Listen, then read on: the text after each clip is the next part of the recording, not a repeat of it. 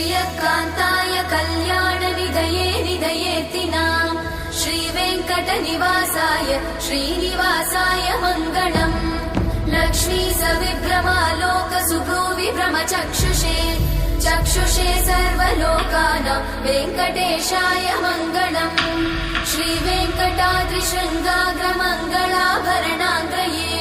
मङ्गलानां निवासाय श्रीनिवासाय मङ्गलम्